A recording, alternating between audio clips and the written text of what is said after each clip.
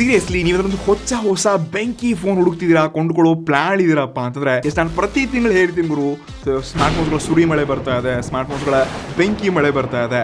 But ಈ ತಿಂಗಳು ಯಾಕೋ ಸುನಾಮಿ ಆಗೋ ಲೆಕ್ಕನೇ ಕಾಣಿಸ್ತಾ ಇದೆ. ಬರೋಬ್ಬರಿ 15ರಿಂದ 16 ಹೊಸ ಫೋನ್ಸ್ಗಳು ಲಾಂಚ್ ಆಗ್ತಿವೆ. ಸೊ ಡೆಫಿನೆಟ್ಲಿ ನೀವು ಯಾವ ಮಳೆಗೆ ವೇಟ್ ಮಾಡಿದ್ರೆ ಗೊತ್ತಿಲ್ಲ, ಬಟ್ ಈ ಸುರಿ ಮಳೆಗೆ ವೇಟ್ ಮಾಡಲೇಬೇಕು. ಸೊ ನೀವು ಚಾನಲ್ಗೆ ಹೊಸದಾಗಿ ಬಂದಿದ್ದೀರಾ ಅಂದ್ರೆ ವಿಡಿಯೋ ಲೈಕ್ ಮಾಡಿಬಿಟ್ಟು ಸಬ್ಸ್ಕ್ರೈಬ್ ಬಟನ್ ಎಲ್ಲ ಹೊಡೆದ್ಬಿಟ್ಟು ಕನ್ನಡಿಗರಿಗೆ ಸಪೋರ್ಟ್ ಮಾಡಿ. ಜಾಸ್ತಿ ಟೈಮ್ ವೇಸ್ಟ್ ಮಾಡಿದೆ ವಿಡಿಯೋನ ಶುರು ಮಾಡೋಣ. ಮೊದಲಾಗಿ ಜೂನ್ ತಿಂಗಳಿಗೆ ಹೋಗಿಂತ ಮುಂಚೆ ಮೇ ತಿಂಗಳಲ್ಲೇ 3 ಖತರ್ನಾಕ್ ಫೋನ್ಸ್ಗಳು ಇನ್ನೇನು 2-3 ದಿವಸಗಳಲ್ಲೇ ಲಾಂಚ್ ಆಗ್ತಿದೆ. ಸೊ ಇದ್ರಲ್ಲಿ ಮೊದಲನೇದಾಗಿ ಬರುತ್ತೆ, ನಾಳೆನೇ ಲಾಂಚ್ ಆಗ್ತಿದೆ ಐಕ್ಯೂ ನಿಯೋ 10. ಬರೋಬ್ಬರಿ ಇದು 30ರಿಂದ 32 ಸಾವಿರ ರೂಪಾಯಿ ಲಾಂಚ್ ಆಗ್ತಿದೆ. ಸೊ ಡೆಫಿನೆಟ್ಲಿ ಈ ಸ್ಮಾರ್ಟ್ ಫೋನ್ ತುಂಬಾ ಹವಾ ಮಾಡುತ್ತೆ. ಇದರಲ್ಲಿ 6.78 ಇಂಚಸ್ ಇರುವಂತ 1.5 kg 140 Hz ಆಂಬ್ಲೆಡ್ ಡಿಸ್ಪ್ಲೇ ಕೊಡ್ತಿದ್ದಾರೆ.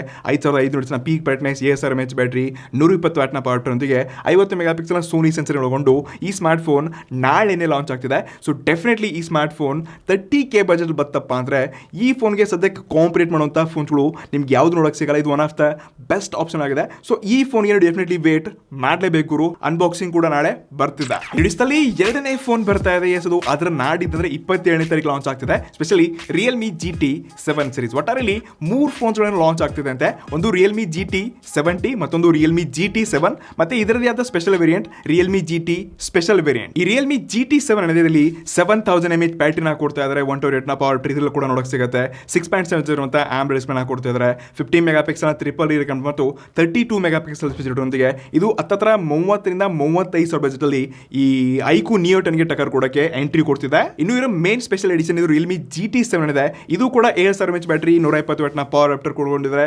ಡೈಮೆನ್ಸಿಟಿ 8400 ಚಿಪ್ಸೆಟ್, 6.8 ಇಂಚ್ ಇರುವಂತ ಆಂಬ್ಲೆಡ್ ಡಿಸ್ಪ್ಲೇನ ಕೊಡ್ತಿದ್ದಾರೆ. 50 ಮೆಗಾಪಿಕ್ಸೆಲ್ ಟ್ರಿಪಲ್ ಮತ್ತು 32 ಮೆಗಾಪಿಕ್ಸೆಲ್ ಸೆಲ್ಫಿ ಶೂಟೊಂದಿಗೆ ಈ smart phone 35 to maybe 37-38 ಹತ್ರ ಲಾಂಚ್ ಆದರೂ ಆಗ್ಬೋದು. Because last year Realme GT 60 ಮತ್ತು ಈ GT 6 ಏನಿತ್ತು ನೋಡಿ, ತುಂಬಾ ಅಫೋರ್ಡಬಲ್ ಬೆಲೆಗೆ ತುಂಬಾ ಮಾರ್ಕೆಟ್ಲಿ ಹವಾ ಮಾಡಿತ್ತು.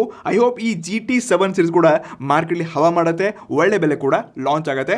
ಸೊ ಇದಕ್ಕೂ ವೇಟ್ ಮಾಡಿ ಗುರು. ತುಂಬಾ ಲೈಕ್ ಓವರ್ ಹೈಪ್ ಅನ್ನೋದಕ್ಕಿಂತ ವ್ಯಾಲ್ಯೂ ಫಾರ್ ಮನಿ ಅನಿಸ್ತಿದೆ. ಎರಡಿಸ್ತಲ್ಲಿ 3ನೇ ಫೋನ್ ಬರ್ತಾ ಇದೆ. ಅದು ಮೋಟೋ ಕಡೆಯಿಂದ Moto Razr 60 Pro recently launch ಆಗಿತ್ತು. ಬಟ್ ಇವಾಗ ಅವ್ರ ಅಂತಮ್ಮ ರೇಸರ್ 60 ನಾಳೆ ಅಂದ್ರೆ 28ನೇ ತಾರೀಕಿಗೆ ಈ ಫೋನ್ ಲಾಂಚ್ ಆಗ್ತಿದೆ. ಕಂಟಿನ್ಯೂಸ್ಲಿ ಅನ್ಬಾಕ್ಸಿಂಗ್ ನಾವು ಮಾಡ್ತಾನೆ ಇದ್ವಿ. ಮೇ ಬಿ ಈ ಫೋನ್ ಕೂಡ ಅನ್ಬಾಕ್ಸ್ ಮಾಡ್ತೀನಿ. ಸೊ ಈ ಸ್ಮಾರ್ಟ್ ಫೋನ್ 3.6 ಇರುವಂತ ಕವರ್ ಡಿಸ್ಪ್ಲೇ ಒಂದಿಗೆ 6.9 ಇಂಚಸ್ ಇರುವಂತ ಬಿಗ್ಗರ್ POLED ಈ ಆಮೋಲೆಡ್ ಡಿಸ್ಪ್ಲೇನ ಕೊಡ್ತಿದ್ದಾರೆ. 3000 ಪೀಕ್ ಬ್ರೈಟ್ನೆಸ್ ಕೊಡ್ತಿದ್ದಾರೆ.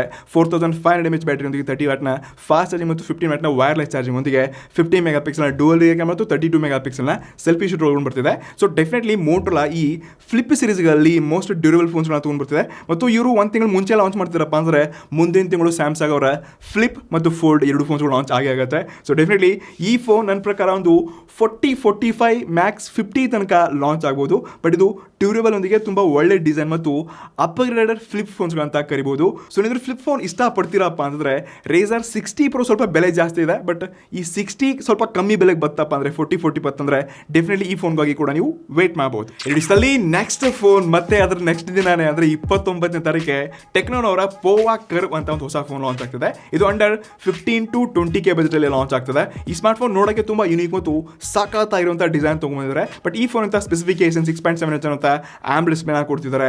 7300 ಚಿಪ್ಸೆಟ್ನ ಕೊಡ್ತಿದ್ದಾರೆ. 8GB RAM, 5500 mAh ಬ್ಯಾಟರಿಯೊಂದಿಗೆ 45 ವಾಟ್ನ ಪವರ್ ಮತ್ತು 64 ಮೆಗಾಪಿಕ್ಸೆಲ್ನ ಡುವಲ್ ರಿಯರ್ ಕ್ಯಾಮ್ ಸೆಟಪ್ ಕೊಡ್ತಿದ್ದಾರೆ. ಸೊ ಡೆಫಿನೆಟ್ಲಿ 29ನೇ ತಾರೀಕು ನನಗೆ ಈ ಫೋನ್ ಅವ್ರು ಕಳಿಸ್ಕೊಡ, ನಾನು ಅನ್ಬಾಕ್ಸ್ ಮಾಡೋಕ್ಕೆ ಟ್ರೈ ಕೂಡ ಮಾಡಲ್ಲ. ಎಸ್, ಈ ಫೋನ್ ಒಂದು ವ್ಯಾಲ್ಯೂ ಫಾರ್ ಮನಿ ಸ್ಪೆಸಿಫಿಕೇಶನ್ ಒಂದಿಗೆ ಬ್ರ್ಯಾಂಡ್ ಅಲ್ಲಿ ಸ್ವಲ್ಪ ನಾವು ಲೈಕ್ ಆ ಸ್ಟ್ರಾಂಗ್ ಫೀಲ್ ಸಿಗಲ್ಲ. ಬೇರೆ ಫೋನ್ಸ್ಗಳು ಯಾವ ರೀತಿ ಎಕ್ಸ್ಪೀರಿಯನ್ಸ್ ಇರುತ್ತೆ. ಸೊ ಅದಕ್ಕೆ ಟೆಕ್ನೋ ಸ್ವಲ್ಪ ನಾನು ಟೆಕ್ನೋ ಫೋನ್ಸ್ಗಳಿಂದ ಆದಷ್ಟು ದೂರ ಇದ್ದೀನಿ.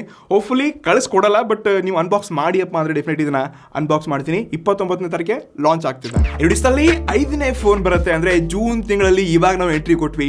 ಜೂನ್ ತಿಂಗಳಲ್ಲಿ ಮೊದಲು ಫೋನ್ ಲಾಂಚ್ ಆಗ್ತಿರೋದು ಜೂನ್ 5ಗೆ. ಅದು OnePlus 13s. ಮಾರ್ಕೆಟ್ಲಿ ಇದು ತುಂಬ ಹವಾ ಮಾಡುತ್ತೆ, ತುಂಬ ಹೈಪ್ ಮಾಡುತ್ತೆ. ಮತ್ತು ಇದು ನೋಡೋಕ್ಕೆ ಎಷ್ಟೊಂದು ಕಾಂಪ್ಯಾಕ್ಟ್ ಚಿಕ್ಕದಾಗಿದೆ. ಅದ್ರ ಡಬಲ್ನಲ್ಲಿ ಇದು ಹವಾ ಮಾಡುತ್ತೆ. ಬಿಕಾಸ್ ಅಂತ ಸ್ಪೆಸಿಫಿಕೇಶನ್ ಒಳಗೊಂಡು ಬಂದಿದೆ. ಸೊ ಇದರಲ್ಲಿ 6.32 ಇಂಚಸ್ ಇರುವಂಥ ಇರುವಂತಹ ಆಮ್ ಡಿಸ್ಪ್ಲೇ ಕೊಡ್ತಿದ್ದಾರೆ, ಡಾಲ್ಬಿ ವಿಷನ್ ಸಪೋರ್ಟ್ ಇದೆ, 50 megapixel dual Sony sensor ನ ಕೊಡ್ತಿದ್ದಾರೆ, 32 megapixel selfie shooter, Snapdragon 8 elite ಅಥವಾ ಈ ಡೈಮೆನ್ಸಿಟಿ 8350 ಚಿಪ್ಸೆಟ್ನೊಂದಿಗೆ ಇದು 6260 mAh ಬ್ಯಾಟರಿಯೊಂದಿಗೆ 80 ವ್ಯಾಟ್ನ ಪವರ್ ಟ್ರೈನ್ ಬಾಕ್ಸ್ ನೋಡಕ್ ಸಿಗುತ್ತೆ.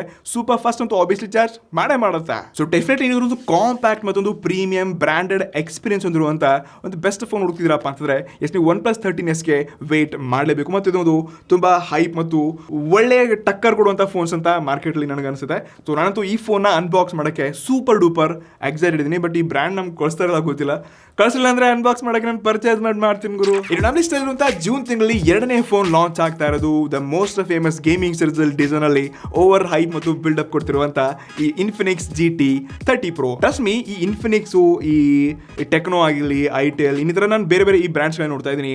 ಇವರು ಆನ್ ಪೇಪರ್ ಸ್ಪೆಸಿಫಿಕೇಶನ್ ಮಾತ್ರ ಸಖತ್ ಬೆಂಕಿ ಕೊಟ್ಟಿರ್ತಾರೆ. ಬಟ್ ಯೂಸರ್ ರಿಯಲ್ ಎಕ್ಸ್ಪೀರಿಯನ್ಸ್ ಅಲ್ಲಿ ಇದನ್ನ ಸ್ವಲ್ಪ ದಿನ ಯೂಸ್ ಮಾಡಿದ ತಕ್ಷಣ ಆ ಫೀಲ್ ಸಿಗಲ್ಲ. ಇಲ್ಲಿ LPDR 5X ರ್ಯಾಮ್ ಕೊಟ್ಟರು ಅಥವಾ 5 ಅಲ್ಟ್ರಾ ರ್ಯಾಮ್ ಕೊಟ್ಟರು ಕೂಡ ಆ ಎಕ್ಸ್ಪೀರಿಯನ್ಸ್ ಬರ್ತಾ ಆ ಕಮ್ಮಿ ಫೀಲ್ ಸಿಗುತ್ತೆ. ಮತ್ತು ಇಲ್ಲಿ ಬ್ರ್ಯಾಂಡೆಡ್ ಎಕ್ಸ್ಪೀರಿಯನ್ಸ್, ಬ್ರ್ಯಾಂಡ್ ಫೀಲ್ ನೋಡೋಕೆ ಸಿಗಲ್ಲ. ಸೊ ಹೀಗಾಗಿ ನಾನು ಈ ಫೋನ್ಸ್ಗಳನ್ನ ಆದಷ್ಟು ಚೂಸ್ ಮಾಡೋದು ಅಥವಾ ಸಜೆಸ್ಟ್ ಮಾಡೋದು, ಅನ್ಬಾಕ್ಸ್ ಮಾಡೋದ್ರಿಂದ ಸ್ವಲ್ಪ ದೂರ ಇದ್ದೀನಿ. ಹೋಪ್ಫುಲಿ ಬ್ರ್ಯಾಂಡ್ಸ್ಗಳು ಕಳಿಸ್ಕೊಟ್ರಪ್ಪ ಅಂತಂದರೆ ಅನ್ಬಾಕ್ಸ್ ಮಾಡ್ತೀವಿ ಅನ್ನೋದಕ್ಕಿಂತ ನಾನು ಇದನ್ನು ಎಷ್ಟೋ ಸರ್ತಿ ಬೇಡ ಅಂತ ಕೂಡ ಹೇಳಿದ್ದೀನಿ. ಎನಿವೇ ಸ್ಪೆಸಿಫಿಕೇಶನ್ ನೋಡ್ಕೊಂಡಾಗ ಇದರಲ್ಲಿ 6.78 ಇಂಚಸ್ ಇರುವಂಥ 144 Hz ಆಮ್ ಡಿಸ್ಪ್ಲೇ, 5500 mAh ಬ್ಯಾಟರಿ, 45 ವ್ಯಾಟ್ನ ವೈರ್ ಮತ್ತು 30 ವ್ಯಾಟ್ನ ವೈರ್ಲೆಸ್ ಚಾರ್ಜಿಂಗ್ ಒಂದಿಗೆ ಡೈಮೆನ್ಸಿಟಿ 8350 ಈ OnePlus 13s ಪವರ್ಫುಲ್ ಚಿಪ್ಸೆಟ್ ನೋಡ್ಕೊಂಡಿದ್ವಿ.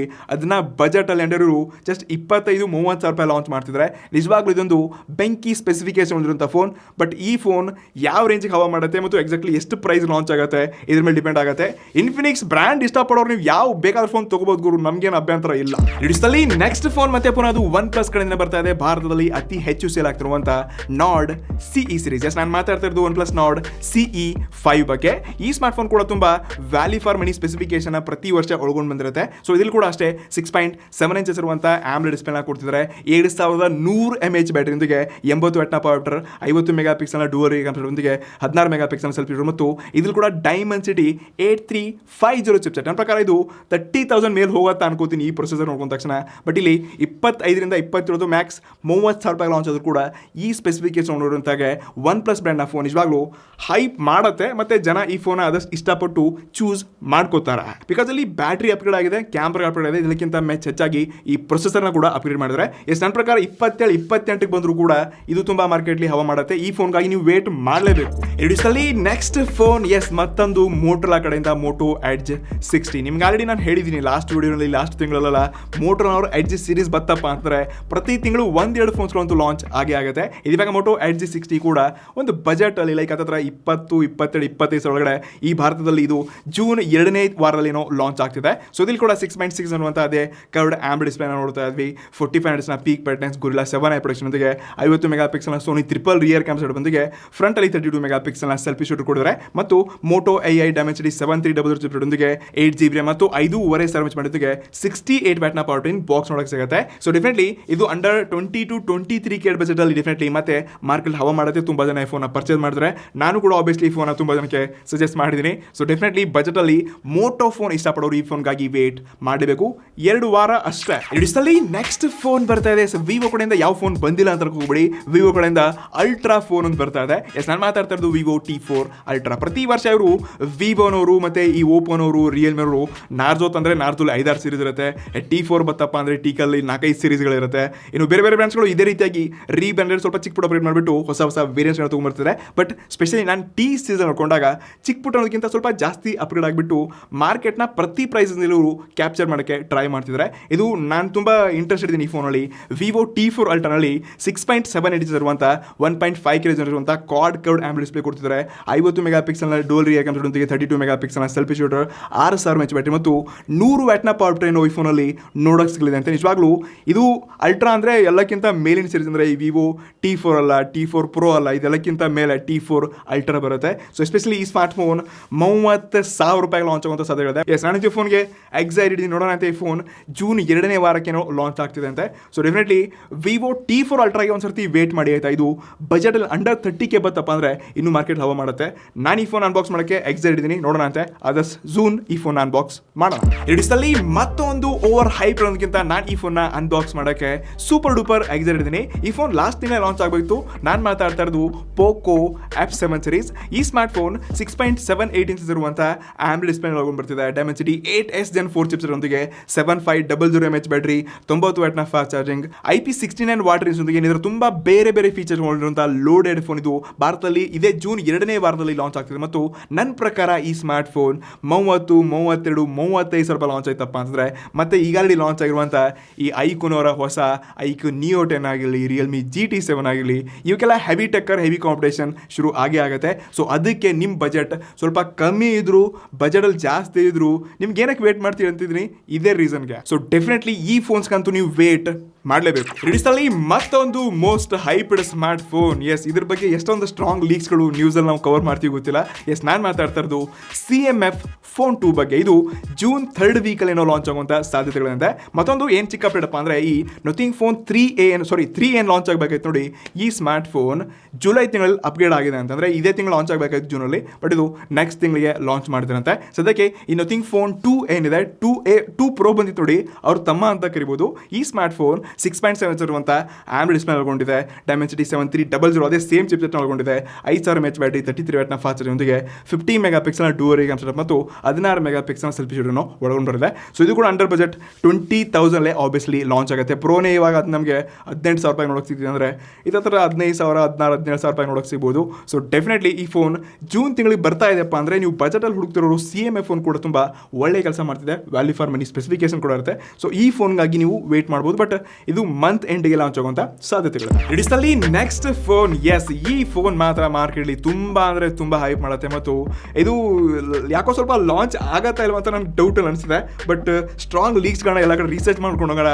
ನಾವು ChatGPT ಕೇಳಿದ್ವಿ, ಬೇರೆ ಬೇರೆ ವೆಬ್ಸೈಟ್ಸ್ಗಳನ್ನ ನೋಡಿದ್ವಿ, ಎಲ್ಲ ಕಡೆ ರಿಸರ್ಚ್ ಮಾಡಿಬಿಟ್ಟು ಎಸ್ ಈ ಫೋನ್ ಇದೇ ತಿಂಗಳು ಜೂನಲ್ಲೇ ಲಾಂಚ್ ಆಗ್ತಿದೆ ಅಂತ ಆಗ್ತದೆ. ಎಸ್, ನನ್ನ ಮಾತಾಡ್ತಾ ಇರೋದು OnePlus Nord 5. ತುಂಬ ಹೈಪ್ ಮಾಡುತ್ತೆ, ತುಂಬ ಅಂದರೆ ತುಂಬ. ಲಾಸ್ಟ್ ಇಯರ್ ಈ 4 ಸೀರೀಸ್ ನೋಡ್ಕೊಂಡಿದ್ವಿ, Nord 4 ಸಾಕಾತ್ ಹವಾ ಮಾಡಿತ್ತು. ಇನ್ನೂ ಸ್ಟಿಲ್ ನಾನು ಫೋನ್ ಬಗ್ಗೆ ತುಂಬ ಹೊಗಳ್ತಿದ್ದೀನಿ. ಆ ಫೋನ್ ಆ ಪ್ರೀಮಿಯಂ ಎಕ್ಸ್ಪೀರಿಯನ್ಸ್ ಕೊಟ್ಟಿತ್ತು. ಎಸ್, ಈ ಸರ್ತಿ ಕೂಡ ಇಲ್ಲಿ ಕೂಡ ಅಪ್ಗ್ರೇಡ್ ಒಂದಿಗೆ 6.7 ಇಂಚಸ್ ಇರುವಂಥ 1.5K ಆಮ್ಲೆಡ್ ಡಿಸ್ಪ್ಲೇ, ಡೈಮೆನ್ಸಿಟಿ 9400 ಈ ಚಿಪ್ಸೆಟ್, 50 ಮೆಗಾಪಿಕ್ಸೆಲ್ನ ಡುವಲ್ ರಿಯರ್ ಕ್ಯಾಮ್ ಸೆಟಪ್ ಒಂದಿಗೆ 32 ಮೆಗಾಪಿಕ್ಸೆಲ್ನ ಸೆಲ್ಫಿ ಶೂಟರ್ ಮತ್ತು 5.5 mAh ಬ್ಯಾಟರಿಯೊಂದಿಗೆ 100 ವ್ಯಾಟ್ನ ಪವರ್ ಟ್ರೈನ್ ಬಾಕ್ಸ್ ನೋಡೋಕೆ ಸಿಗುತ್ತೆ. ಸೊ ಡೆಫಿನೆಟ್ಲಿ ಬ್ಯಾಟ್ರಿನಲ್ಲಿ ಸ್ವಲ್ಪ ಇಲ್ಲಿ ಕಂಜ್ಯೂಸಿ ಮಾಡ್ತಿದ್ರೆ ಗೊತ್ತಿಲ್ಲ, ಬಟ್ ಸ್ಟಿಲ್ ಇದು ಲೀಕ್ಸ್ಗಳನ್ನ ಹೇಳ್ತಾ ಇದ್ದೀನಿ. 6,000 ಬತ್ತಪ್ಪ ಅಂದರೆ ಮಾರ್ಕೆಟ್ ಇನ್ನಷ್ಟು ಡೆಫಿನೆಟ್ಲಿ ಇದು ಹವಾ ಮಾಡುತ್ತೆ. ಸೊ ನನ್ನ ಪ್ರಕಾರ ಇದು ಜೂನ್ 2ನೇ ಅಥವಾ 3ನೇ ವಾರದಲ್ಲಿ ಭಾರತದಲ್ಲಿ ಲಾಂಚ್ ಆಗ್ತಿದೆ. OnePlusನವರು ಈ ತಿಂಗಳೇನೋ 3 ಫೋನ್ಸ್ಗಳನ್ನ ಲಾಂಚ್ ಮಾಡಿದ್ರಂತೆ, ನಾನು ಹಿಂದಿನ ತಿಂಗಳೇ ಲೀಕ್ಸಲ್ಲಿ ನೋಡಿದ್ದೆ. ಸೊ ಡೆಫಿನೆಟ್ಲಿ OnePlus Nord 5 ಆದರೂ ನೀವು ವೇಟ್ ಮಾಡಲೇಬೇಕು. ನಾನು ಈ ಎಲ್ಲ ಫೋನ್ಸ್ಗಳಲ್ಲಿ ಜಾಸ್ತಿ ಎಕ್ಸೈಟ್ ಇರೋದು ಅನ್ಬಾಕ್ಸ್ ಮಾಡೋಕ್ಕೆ ಈ OnePlus Nord 5 ಸಲುವಾಗಿ. ಸೊ ಡೆಫಿನೆಟ್ಲಿ OnePlus Nord 5ಗೆ ನೀವು ವೇಟ್ ಮಾಡಲೇಬೇಕು. ಇಡಿಸಲ್ಲಿ ನೆಕ್ಸ್ಟ್ ಫೋನ್. ಎಸ್, ಇದು ಕ್ಯಾಮ್ರಾ ಕಿಂಗ್ ಅಂತಲೇ ಕರಿಬೋದು. ಎಸ್, ಆಬ್ವಿಯಸ್ಲಿ ನೀವು ಗೆಸ್ ಮಾಡಿರ್ಬೋದು. ನಾನು ವಿವೋ ಫೋನ್ ಬಗ್ಗೆ ಮಾತಾಡ್ತಾ ಇದ್ದೀನಿ, Vivo X200 FE ಅಂತ. ಸೊ ಇದು ಎಲ್ಲ ಈ ಫೋನ್ಸ್ಗಳೇನು ಕಾಂಪ್ಯಾಕ್ಟ್ ಫೋನ್ಸ್ಗಳು ತರ್ತಿದ್ರು ನೋಡಿ. OnePlus ಅವರು 13S ತೊಗೊಂಬಂದರು, ಇವಾಗ ಸ್ಯಾಮ್ಸಂಗ್ ಅವರು Edge ತೊಗೊಂಬಂದರು. ಸೊ ಇಂಥದ್ದೇ ಇದು ಕೂಡ ಒಂದು ಕಾಂಪ್ಯಾಕ್ಟ್ ಫೋನ್ ಅಂತ ಕರಿಬೋದು. ಬಟ್ ಇಲ್ಲಿ ಎಲ್ಲ ಸ್ಪೆಸಿಫಿಕೇಶನ್ಸೊಂದಿಗೆ ಒಳ್ಳೆ ಕ್ಯಾಮ್ರಾ ಕೂಡ ಆ್ಯಡ್ ಮಾಡಿದ್ರೆ. ಎಸ್, ಇದರಲ್ಲಿ 6.31 ಇಂಚಸ್ ಇರುವಂಥ LTPO OLED 1.5K ಆಂಬಲ್ ಡಿಸ್ಪ್ಲೇನ ಕೊಡ್ತಾ ಇದ್ದಾರೆ. ಡೈಮೆನ್ಸಿಟಿ 9400 ಈ ಚಿಪ್ಸೆಟ್ನ ಕೊಡ್ತಿದ್ದಾರೆ. 50 ಮೆಗಾಪಿಕ್ಸೆಲ್ನ ಟ್ರಿಪಲ್ ರಿಯರ್ ಕ್ಯಾಮ್ ಸೆಟಪ್ನ ಕೊಡ್ತಿದ್ದಾರೆ. ಮತ್ತು 6,500 mAh ಬ್ಯಾಟರಿಯೊಂದಿಗೆ 90 ವ್ಯಾಟ್ನ ಪವರ್ ಟ್ರೈನ್ ಬಾಕ್ಸ್ ನೋಡೋಕೆ ಸಿಗುತ್ತೆ. ಸೊ ಡೆಫಿನೆಟ್ಲಿ ಇದು ಜೂನ್ 3rd ವೀಕ್ ಏನೋ ಭಾರತದಲ್ಲಿ ಲಾಂಚ್ ಆಗಲಿದೆ ಅಂತೆ. ನೀವು ಕ್ಯಾಮ್ರಾ ಸೆಂಟ್ರಿಕ್, ಅದು ಬಜೆಟಲ್ಲಿ ಕಾಂಪ್ಯಾಕ್ಟ್ ಫೋನ್ ಬೇಕಪ್ಪ ಅಂತಂದರೆ ಎಲ್ರಿಗೂ ಟಕ್ಕರ್ ಕೊಡೋ ಹಾಗೆ Vivo X200 FEಗೆ ನೀವು ವೇಟ್ ಮಾಡಲೇಬೇಕು. ಇದು ಮಾರ್ಕೆಟ್ಲಿ ಎಸ್ ತುಂಬ ಹೈಪ್ ಹುಟ್ಟಿಸೋದಕ್ಕಿಂತ ಒಳ್ಳೆ ಕ್ಯಾಮ್ರಾ ಅಪ್ಗ್ರೇಡ್ಸ್ ಕೂಡ ನೋಡ್ತಿದ್ವಿ. ಮತ್ತು ಕಾಂಪ್ಯಾಕ್ಟ್ ಟ್ರೆಂಡಲ್ಲಿ ವಿವೋನವರು ಹಿಂಜರಿತಾ ಇಲ್ಲ. ಇದು ಕೂಡ ಒಂದು ಒಳ್ಳೆ ಫೋನ್ ಆಗ್ಬೋದು. ಐ ಹೋಪ್ ನಿಮಗೆ ಇವತ್ತಿನ ವಿಡಿಯೋನಲ್ಲಿ ಗಿಚ್ಚಿಗಳಿಗೆ ಆಗಿರುವಂಥ ಬೆಸ್ಟ್ ಖತರ್ನಾಕ್ ವ್ಯಾಲ್ಯೂ ಫಾರ್ ಮನಿ, ಬಜೆಟ್ ಆಗಲಿ, ಮಿಡ್ ಬಜೆಟ್ ಆಗಲಿ, ಪ್ರೀಮಿಯಂ ಆಗಲಿ ಅಥವಾ ಫ್ಲಾಗ್ಶಿಪ್ ಲೆವೆಲ್ ಫೋನ್ಸ್ಗಳು ಕೂಡ ಎಂಟ್ರಿ ಕೊಡ್ತಾ ಇದೆ. ಸೊ ಡೆಫಿನೆಟ್ಲಿ ನೀವು ಯಾವುದೇ ಬಜೆಟ್ ಕ್ಯಾಟಗರಿಯಲ್ಲಿ ಒಂದು ಒಳ್ಳೆ ಫೋನ್ ಹುಡುಕ್ತಿದ್ದೀರಪ್ಪ ಅಂದರೆ ಸ್ವಲ್ಪ ವೇಟ್ ಮಾಡಿ ಗುರು. ಲೈಕ್ ಎಲ್ಲ ಹೊಸ ಟೆಕ್ನಾಲಜಿನ ನೋಡ್ತೀವಿ, ಹೊಸ ಅಪ್ಗ್ರೇಡ್ಸ್ಗಳನ್ನ ನೋಡ್ತಾ ಇದ್ವಿ, ಹಳೆಯ ಫೋನ್ಸ್ಗಳ ಪ್ರೈಸ್ಗಳು ಕೂಡ ಕಮ್ಮಿ ಆಗುತ್ತೆ. ಸೊ ಡೆಫಿನೆಟ್ಲಿ ನೀವು ಒಂದು ಒಳ್ಳೆ ಫೋನ್ ಬಜೆಟಲ್ಲಿ ತೊಗೊಳ್ಳಿ ಅಥವಾ ಮಿಡ್ ಬಜೆಟಲ್ಲಿ ತೊಗೊಳ್ಳಿ, ನೀವು ಈ ಫೋನ್ಸ್ಗಳಿಗಂತೂ ವೇಟ್ ಮಾಡಲೇಬೇಕು. ಮತ್ತು ಎಲ್ಲ ಫೋನ್ಸ್ಗಳು ಆಲ್ಮೋಸ್ಟ್ ಒಳ್ಳೆ ಫೀಚರ್ಸ್ನೇ ಒಳಗೊಂಡು ಬರ್ತಾ ಇದೆ. ನಿಮಗೆ ನೀವು ಎಲ್ಲ ಫೋನ್ಸ್ಗಳು ಒಂದು ಬಜೆಟ್ ಫೀಚರ್ಸ್ನ ಒಳಗೊಂಡೆ ಬರ್ತಾ ಇದೆ. ಸೊ ಹಾಗಾದರೆ ನೀವು ಯಾವ ಫೋನ್ಗೆ ವೇಟ್ ಮಾಡ್ತೀರಾ ಕೆಳಗಡೆ ಕಮೆಂಟ್ ಮಾಡಿ. ಮತ್ತು ನನ್ಗೆ ಗೊತ್ತಿಲ್ಲದಿರೋಂಥ ಯಾವ್ದಾದ್ರು ಹೊಸ ಫೋನ್ಸ್ಗಳು ಲಾಂಚ್ ಆಗ್ತಿರಪ್ಪ ಅಂದರೆ ಅದನ್ನು ಕೂಡ ಕಮೆಂಟ್ ಮಾಡಿ. ಸಿಗೋಣ ಮೊದಲು ಇಲ್ಲಿ ನಮಸ್ಕಾರ.